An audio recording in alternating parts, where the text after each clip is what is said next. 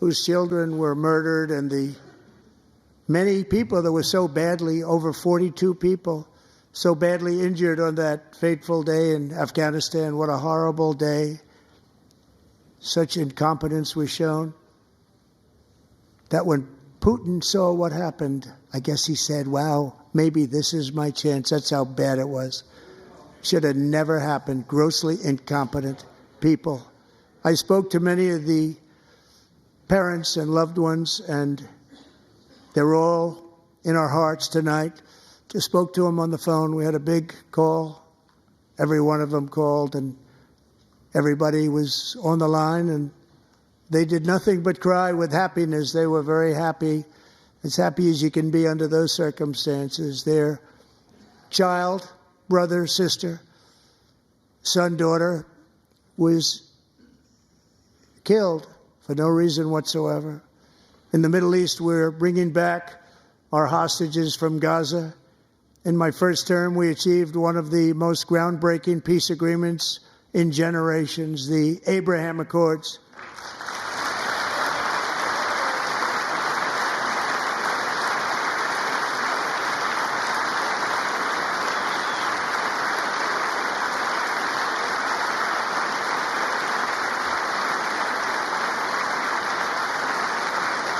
And now we're going to build on that foundation to create a more peaceful and prosperous future for the entire region. A lot of things are happening in the Middle East. People have been talking about that so much lately with everything going on with Ukraine and Russia. But a lot of things are happening in the Middle East. It's a rough neighborhood, actually. I'm also working tirelessly to end the savage conflict in Ukraine. Millions of Ukrainians and Russians have been needlessly killed or wounded in this horrific and brutal conflict with no end in sight. The United States has sent hundreds of billions of dollars to support Ukraine's defense with no security, with no anything.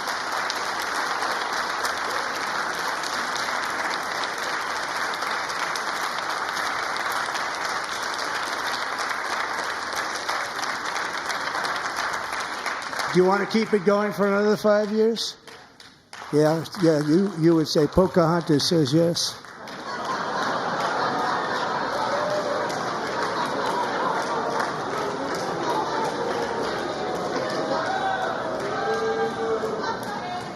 $2,000 people are being killed every single week. More than that. They're Russian young people. They're Ukrainian young people. They're not Americans. But I want it to stop.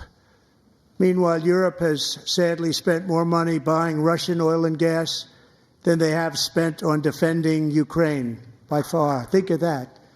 They've spent more buying Russian oil and gas than they have defending. And we've spent perhaps $350 billion, like taking candy from a baby. That's what happened.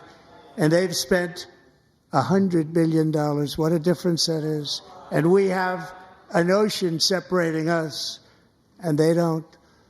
But we're getting along very well with them, and lots of good things are happening. Biden has authorized more money in this fight than Europe has spent, by billions and billions of dollars. It's hard to believe that they wouldn't have stopped it and said at some point, come on, let's equalize. You got to be equal to us. But that didn't happen. Earlier today, I received an important letter from President Zelenskyy of Ukraine.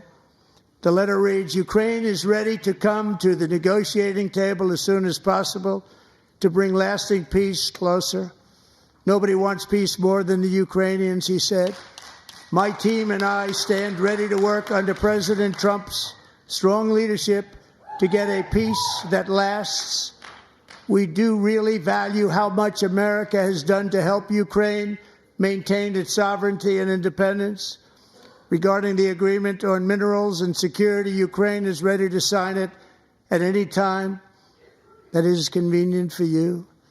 I appreciate that he sent this letter, just got it a little while ago. Simultaneously, we've had serious discussions with Russia and have received strong signals that they are ready for peace. Wouldn't that be beautiful? Wouldn't that be beautiful?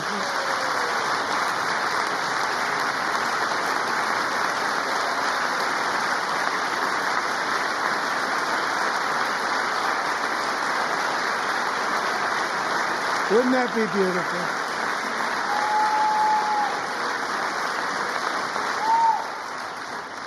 It's time to stop this madness. It's time to halt the killing. It's time to end this senseless war. If you want to end wars, you have to talk to both sides. Nearly 4 years ago, amid rising tensions, a history teacher named Mark Fogel was detained in Russia and sentenced to 14 years in a penal colony. Rough stuff. The previous administration barely lifted a finger to help him. They knew he was innocent, but they had no idea where to begin.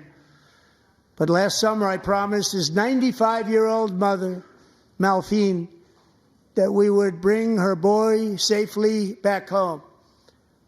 After 22 days in office, I did just that, and they are here tonight.